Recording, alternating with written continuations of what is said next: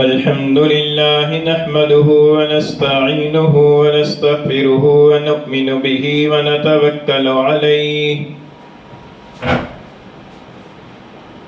ونعوذ بالله من شرور أنفسنا ومن سيئات أعمالنا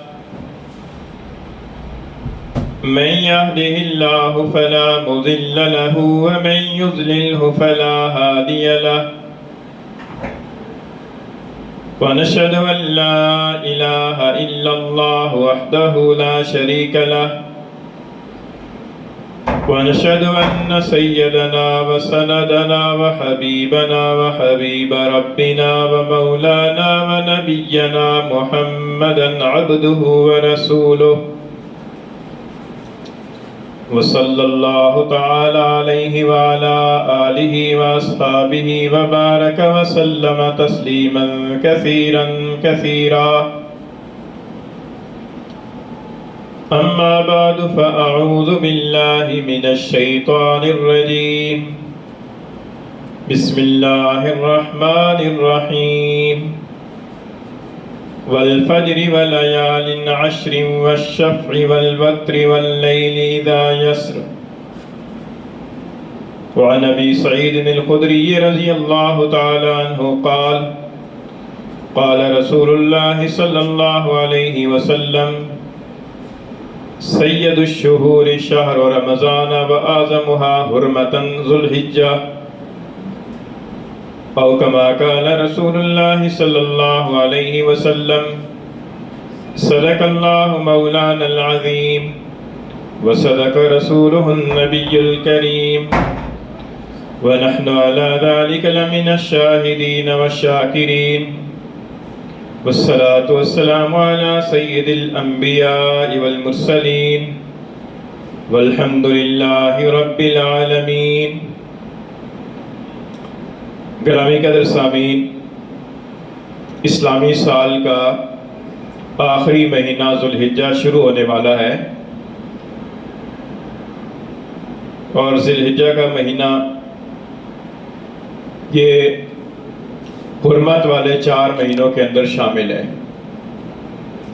قرآن مجید کے اندر سورہ توبہ میں اللہ تعالیٰ کا ارشاد ہے کہ ان عدت الشہور عند اللہ 12 شہرا فی کتاب اللہ یوم خلق السماوات والارض منہا 4 حرم. فرمایا کہ مہینوں کی گنتی اللہ تعالیٰ کے ہاں اس دن سے جس دن سے اللہ تعالیٰ نے زمین و آسمان کو پیدا فرمایا ہے، اللہ کی حکمت کے ساتھ 12 مقرر ہے. ہر سال کے 12 مہینے ہیں، انگریزی سال کے بھی 12 مہینے ہیں، جنوری فروری، اور جو دیسی سال ہے جیٹھ ہاڑ وغیرہ اس کے مہینے بھی 12 مقرر ہیں، اور جو اسلامی سال ہے محرم صفر اس کے بھی 12 مہینے مقرر ہیں. تو فرمایا کہ اللہ تعالیٰ کے ہاں مہینوں کی جو گنتی ہے اس کی تعداد 12 مقرر ہے، اور یہ کچھ آج سے نہیں بلکہ اس دن سے ہے جس دن سے زمین و آسمان کو اللہ نے پیدا فرمایا. منہا 4 حرم، اور ان 12 مہینوں میں سے 4 مہینے حرمت والے ہیں.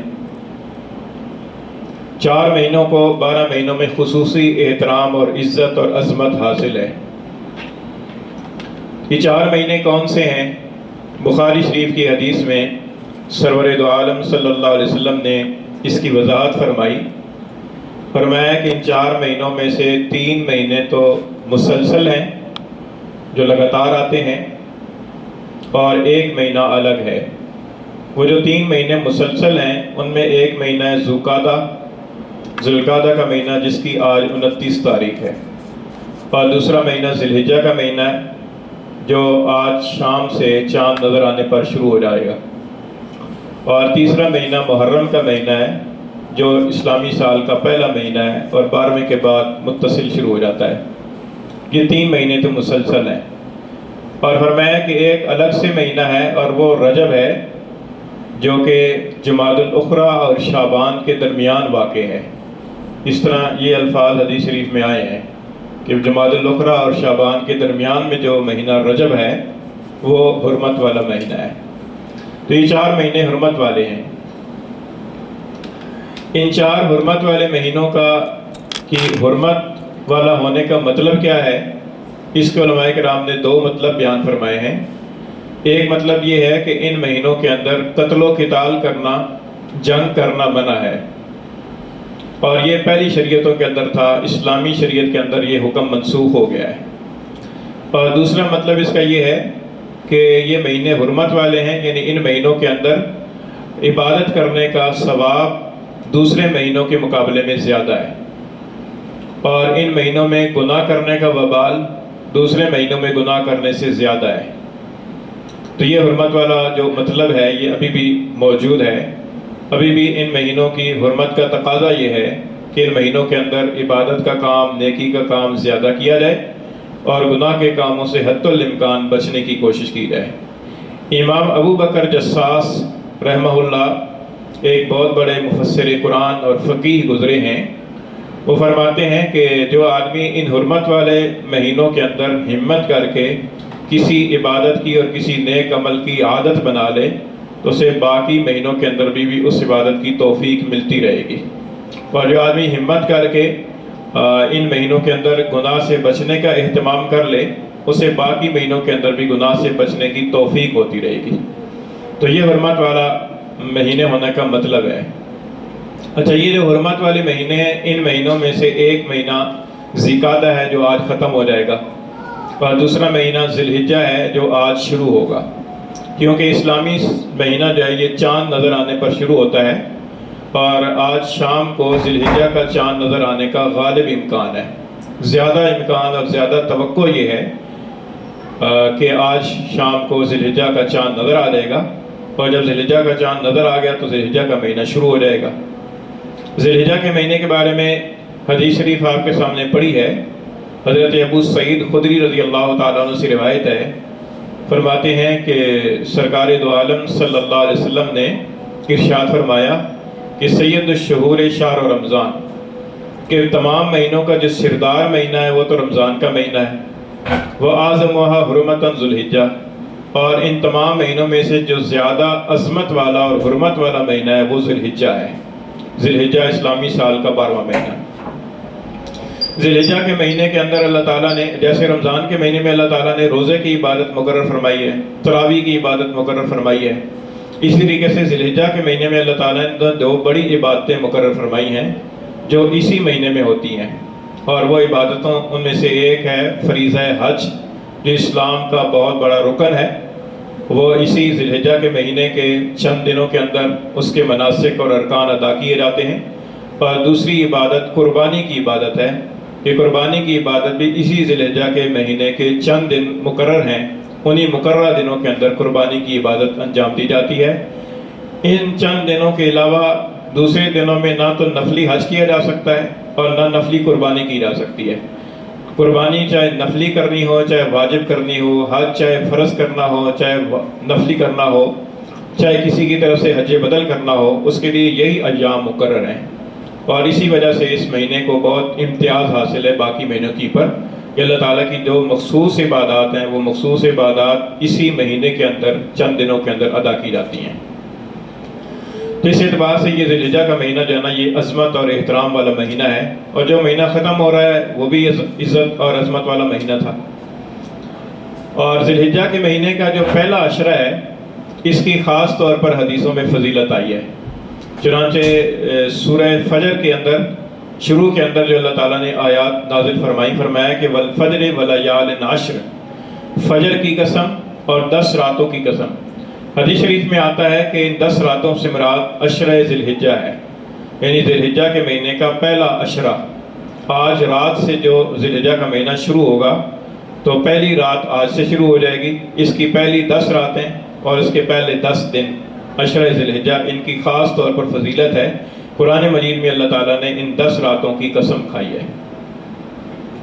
اور حدیث شریف کے اندر آتا ہے، حضرت عبداللہ ابن عباس رضی اللہ تعالیٰ عنہ سے روایت ہے، آپ فرماتے ہیں کہ رسول اللہ صلی اللہ علیہ وسلم نے ارشاد فرمایا کہ کوئی دن ایسا نہیں ہے کہ جس دن کے اندر نیک عمل کرنا ان 10 دنوں کے نیک عمل کے مقابلے میں زیادہ اللہ تعالیٰ کو محبوب اور پسندیدہ ہو۔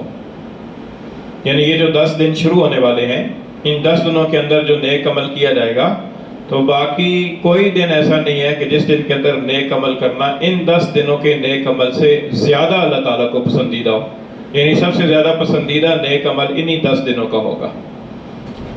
اور پوچھا گیا، صحابہ کرام نے عرض کیا کہ اللہ کے رسول ولل جہاد فی سبیل اللہ، کہ اگر کوئی آدمی اور دنوں کے اندر اللہ کے راستے میں جہاد کرتا ہے تو کیا وہ جہاد کا عمل بھی ان 10 دنوں کے نیک عمل سے زیادہ پسندیدہ نہیں ہوگا؟ تو سرور دو عالم صلی اللہ علیہ وسلم نے فرمایا کہ ولل جہاد فی سبیل اللہ، کہ اللہ کے راستے کے اندر جہاد کرنا جو اور دنوں میں ہوا ہے وہ بھی ان 10 دنوں کے نیک عمل سے زیادہ پسندیدہ نہیں ہوگا. ہاں، ایک صورت میں ہو سکتا ہے، وہ یہ کہ کوئی آدمی اللہ کے راستے میں جہاد کرنے کے لیے اپنی جان اور اپنا مال لے کر نکلا ہو اور پھر ان دونوں چیزوں میں سے کوئی چیز بھی واپس لے کر نہ آیا ہو. مال بھی اللہ کے راستے میں قربان کر دیا، سواری بھی اللہ کے راستے میں قربان کر دی، اور اپنی جان کا بھی نذرانہ پیش کر دیا. تو اللہ کے رسول نے فرمایا کہ اس آدمی کا جو جہاد ہے وہ ان 10 دنوں کے نیک عمل کے مقابلے میں زیادہ پسندیدہ ہوگا، ورنہ ان 10 دنوں کے اندر جو عمل کیا جائے گا وہ اللہ تعالیٰ کے ہاں زیادہ پسندیدہ ہوگا. تو لہذا کوشش یہ کرنی چاہیے کہ ان 10 دنوں کے اندر ہم نیک عمل زیادہ سے زیادہ کریں، اور گناہ کے کاموں سے ہمیں بچنا چاہیے اور گناہ کے کاموں کو چھوڑ دینا چاہیے. اللہ تعالیٰ کے حضور میں توبہ استغفار کرنی چاہیے اور نیک اعمال کی کثرت کرنی چاہیے. ایک اور حدیث ہے، حضرت ابن عمر رضی اللہ تعالیٰ عنہما سے روایت ہے، فرماتے ہیں کہ سرور دو عالم صلی اللہ علیہ وسلم نے ارشاد فرمایا کہ کوئی دن ایسا نہیں ہے کہ جس دن کے اندر نیک عمل کرنا اللہ تعالیٰ کے ہاں زیادہ عظیم اور زیادہ پسندیدہ ہو بنسبت ان 10 دنوں کے نیک عمل کے. یہ بات ارشاد فرما کر پھر حضور اقدس صلی اللہ علیہ وسلم نے فرمایا تو لہٰذا ان 10 دنوں کے اندر تم تہلیل کی اور تکبیر کی اور تحمید کی کثرت کرو. یعنی ان 3 کلمات کی کثرت کیا کرو.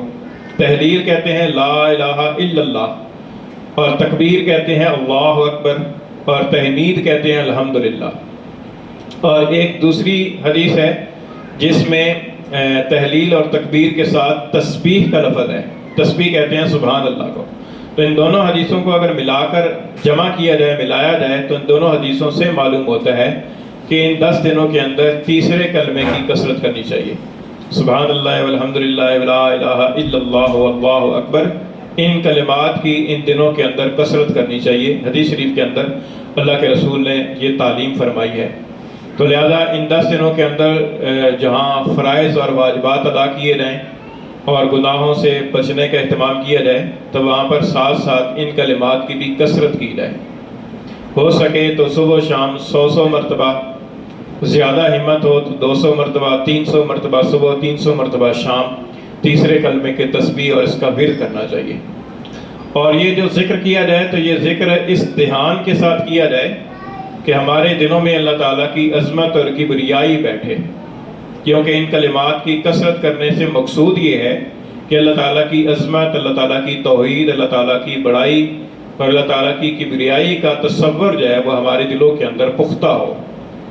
عقیدے کے درجے کے اندر تو ہمارا عقیدہ ہے کہ سب سے بڑی ذات اللہ تعالیٰ کی ذات ہے، اللہ تعالیٰ وحدہ لا شریک ذات ہے، ساری حمد و ثنا اللہ تعالیٰ کے لیے ہے. عقیدے کے درجے میں تو ہے، لیکن یہ حال بن جائے، یعنی انسان کی پر طاری ہو جائے کہ بس اللہ ہی اللہ ہے، اللہ کے سوا کچھ نہیں ہے، اور اللہ ہی وحدہ لا شریک ہے، اللہ ہی سب سے بڑا ہے، یہ ایک حال طاری ہو جائے. اس کے لیے کثرت کی ضرورت ہے کہ آدمی کثرت کے ساتھ ان کلمات کا ذکر کرے اور دھیان کے ساتھ کرے. ایک مقررہ وقت پر مقررہ جگہ کے اندر بیٹھ کر تصور اور دھیان کے ساتھ اور یکسوئی کے ساتھ باقی ساری چیزوں کو ذہن سے نکال کر یکسوئی کے ساتھ ذکر کیا جائے. یہ جو یکسوئی کے ساتھ ذکر کیا جاتا ہے اس کے پھر اثرات اور برکات پڑتے ہیں. اور ایک بے توجہی کے ساتھ ذکر ہوتا ہے کہ ذکر تو کر رہے ہیں لیکن ادھر ادھر بھی دیکھ رہے ہیں، چل پھر بھی رہے ہیں، باتیں بھی کر رہے ہیں، تو وہ ذکر بھی فائدے سے خالی تو نہیں ہے. وہ ذکر بھی انسان کو فائدہ دیتا ہے لیکن اتنا فائدہ نہیں دیتا جتنا فائدہ اس یکسوئی کے ساتھ ذکر کرنے کا، اہتمام کے ساتھ ذکر کرنے کا ہوتا ہے.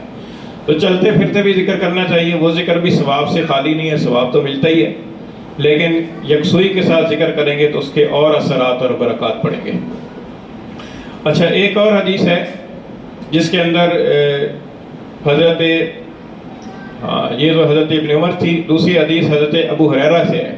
ایک حدیث حضرت ابن عباس کی، دوسری حدیث حضرت ابن عمر کی، تیسری حدیث حضرت ابو ہریرہ سے مروی ہے، ترمذی شریف کی حدیث ہے. حضرت ابو ہریرہ رضی اللہ تعالیٰ عنہ سے روایت ہے، فرماتے ہیں کہ سرور دو عالم صلی اللہ علیہ وسلم نے ارشاد فرمایا کہ کوئی دن ایسا نہیں ہے کہ جس دن کے اندر اللہ کی عبادت کرنا زیادہ اجر و ثواب کا اور زیادہ اللہ تعالیٰ کے نزدیک محبوبیت کا باعث ہو بنسبت ان 10 دنوں کی عبادت کے.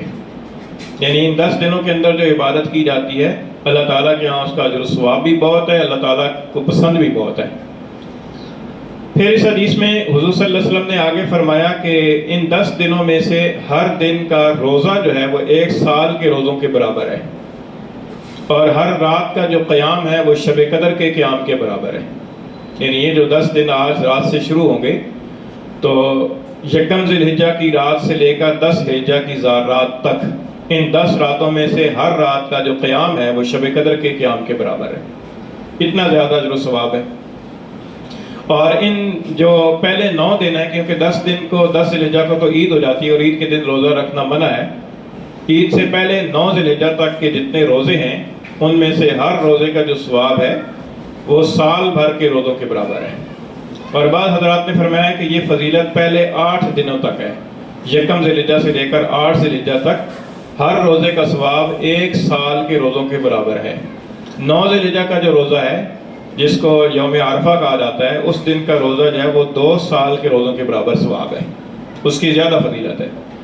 تو یہ جو پہلے 8 دن کے روزے ہیں، ان 8 دنوں کے روزے اللہ کے رسول نے فرمایا کہ ہر دن کا روزہ 1 سال بھر کے روزوں کے برابر ثواب رکھتا ہے.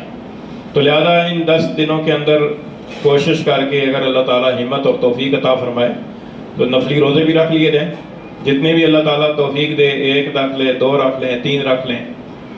اور اس کے ساتھ ساتھ راتوں کو بھی قیام کرنے کا کوشش کرنی چاہیے، اہتمام کرنا چاہیے کہ آدمی فرائض اور واجبات ادا کرے، گناہوں اور حرام کاموں سے بچے، اور اس کے ساتھ ساتھ ان راتوں کے اندر بھی وہ عبادت کرنے کی اور قیام اللہ تعالیٰ کے حضور میں کرنے کی، ذکر کرنے کی، دعا کرنے کی، تلاوت کرنے کی، نوافل پڑھنے کی کوشش کرے تاکہ کسی نہ کسی درجے کے اندر اسے ان راتوں کے قیام کی فضیلت بھی حاصل ہو جائے. اب ایک اور حدیث شریف ہے جس کی راوی ام المومنین حضرت ام سلمہ رضی اللہ تعالیٰ عنہ، مسلم شریف کی حدیث ہے. فرماتی ہیں کہ حضور اقدس صلی اللہ علیہ وسلم نے ارشاد فرمایا کہ جب تم ذی الحجہ کا چاند دیکھ لو اور تم میں سے کسی آدمی کا ارادہ قربانی کرنے کا ہو تو اسے چاہیے کہ وہ اپنے بال اور ناخن کاٹنے سے رک جائے. یعنی وہ بال اور ناخن نہ کاٹے اور وہ قربانی ہونے تک اپنا یہ سلسلہ جاری رکھے. جب قربانی اس کی ہو جائے، چاہے پہلے دن ہو، چاہے دوسرے دن ہو، چاہے تیسرے دن ہو، تو قربانی کے بعد پھر اپنے بال اور ناخن کاٹ لے. یہ حدیث شریف کے اندر مسلم شریف کی حدیث میں وارد ہوا ہے. ذی الحجہ کا چاند نظر آنے کے بعد، تو ذی الحجہ کا چاند آج ہو سکتا ہے، بلکہ غالب گمان ہے کہ آج شام کو نظر آ جائے گا.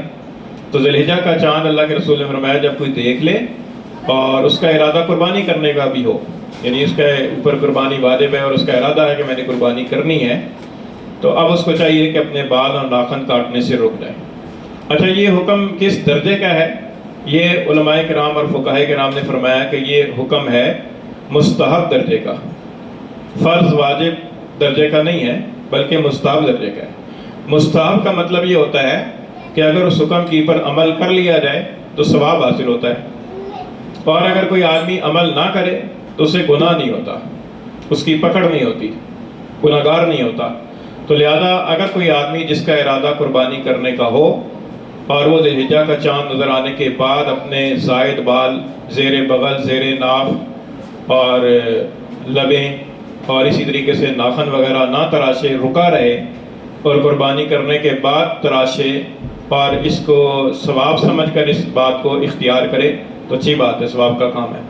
لیکن اگر کسی آدمی کا ارادہ قربانی کرنے کا ہے لیکن اس کے باوجود بھی ذی الحجہ کا چاند نظر آنے کے بعد وہ اپنے زائد بال جیسے زیر بغل، زیر ناف اور لبیں وغیرہ تراش لیتا ہے یا ناخن کاٹ لیتا ہے تو اسے گناہ نہیں ہوگا، اس کی پر کو پکڑ نہیں ہوگی، کیونکہ یہ مستحب درجے کا کام ہے.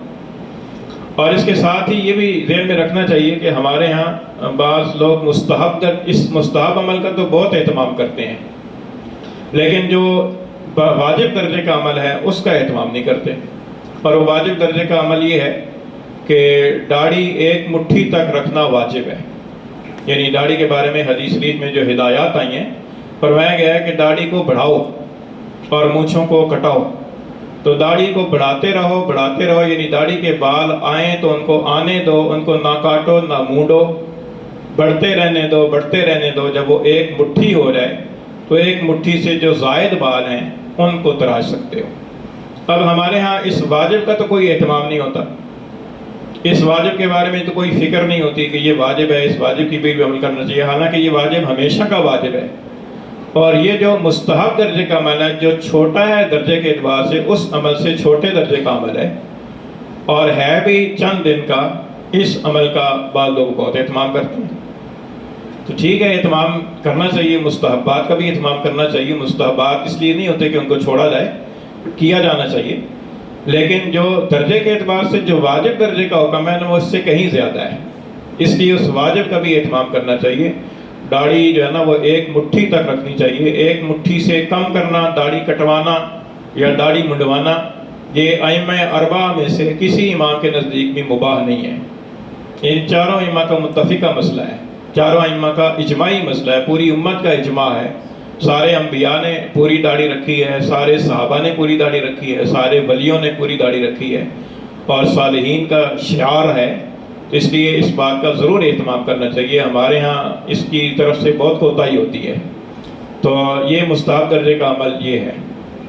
اچھا، اس کے ساتھ پھر اسی ذی الحجہ کا جو عشرہ ہے، اسی عشرے کے اندر پھر قربانی کا عمل بھی آ جاتا ہے۔ قربانی کا جو عمل ہے اس کے بارے میں فضائل بھی بہت آئے ہیں، اور قربانی نہ کرنے پر وعید بھی آئی ہے۔ چنانچہ قربانی کرنے کی فضیلت بھی آئی ہے۔ اللہ تعالیٰ نے قرآن مجید میں ارشاد فرمایا، وَلِكُلِّ أُمَّةٍ جَعَلْنَا مَنْسَكًا لِيَذْكُرُوا اسْمَ اللَّهِ عَلَىٰ مَا رَزَقَهُم مِّن بَهِيمَةِ الْأَنْعَامِ۔ ہر امت کے لیے ہم نے قربانی کا عمل مقرر کیا ہے تاکہ اللہ تعالیٰ کی دیے ہوئے چوپایوں کے اوپر وہ اللہ کا نام بلند کریں۔ اور حدیث شریف میں آتا ہے، ابن ماجہ کی حدیث ہے، حضور اقدس صلی اللہ علیہ وسلم نے فرمایا کہ من کان لہ ساعۃ ولم یضحی فلا یقربن مصلانا، کہ جس آدمی کو اللہ تعالیٰ نے وسعت عطا فرمائی ہے، گنجائش دی ہے، اور وہ قربانی نہ کرے اس کے باوجود، تو اسے چاہیے کہ وہ ہماری عیدگاہ کے قریب نہ آئے۔ یہ ناراضگی کے اظہار کا ایک اسلوب ہے، ایک انداز ہے اظہار ناراضگی کا۔ جیسے کوئی آدمی کسی سے کہے کہ اگر یہ کام میرا نہ کیا تو پھر میرے گھر نہ آنا، تو یہ ایک ناراضگی کا اظہار ہے۔ تو حضور صلی اللہ علیہ وسلم نے ناراضگی کا اظہار فرمایا، تو ظاہر ہے کہ حضور صلی اللہ علیہ وسلم کی ناراضگی کا اظہار کسی عام عمل کی پر تو نہیں ہو سکتا، بلکہ کسی اہم عمل کی پر ہوگا۔ اسی حدیث کے تحت میں فقہائے احناف نے یہ فرمایا کہ قربانی کرنا واجب ہے۔ اور حضرت ابن عمر فرماتے ہیں کہ حضور صلی اللہ علیہ وسلم 10 سال تک مدینہ منورہ میں قیام فرما رہے، آپ نے ہر سال باقاعدگی کے ساتھ قربانی کی ہے۔ تو اس لیے قربانی کا بھی اہتمام کرنا چاہیے۔ اور یہ جو فرمایا کہ جس کے پاس گنجائش ہو، تو گنجائش سے مراد یہ ہے کہ وہ نصاب کا مالک ہو۔ اس کی فقہائے کرام نے طے کر دی ہے، مقدار طے کر دی ہے کہ 52.5 تولے چاندی کی مالیت جس کے آدمی کے پاس اتنی مالیت ہو، اور 10، 11، 12 ذی الحجہ کے اندر، ان دنوں کے اندر وہ اتنی مالیت کا مالک ہے، تو اس پر قربانی کرنا واجب ہے۔ اس لیے قربانی کا بھی اہتمام کرنا چاہیے۔ اور دیگر جو ان دنوں کی فضائل ہیں، ان دنوں کی فضیلتوں کو حاصل کرنے کے لیے اذکار کی بھی کثرت کرنی چاہیے، اور نیک اعمال کا بھی اہتمام کرنا چاہیے، اور گناہوں سے بھی بچنے کا اہتمام کرنا چاہیے۔ اللہ تعالیٰ میں عمل کی توفیق عطا فرمائے۔